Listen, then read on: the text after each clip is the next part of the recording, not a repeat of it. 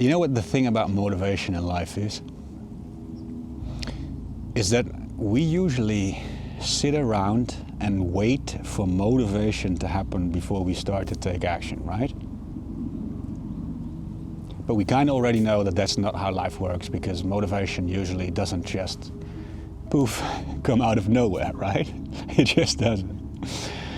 And the funny thing is that usually when we just start to take some action, we just bring up a little bit of discipline to just take some action, we always get that little bit of momentum, and then we get motivation to keep going, or even motivation to start doing other things, right?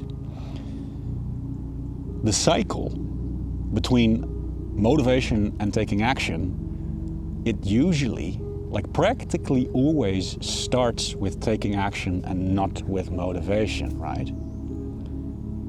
So instead of sitting around waiting for motivation to happen, what we should really be doing is just take some action. Just start taking a tiny little bit of action.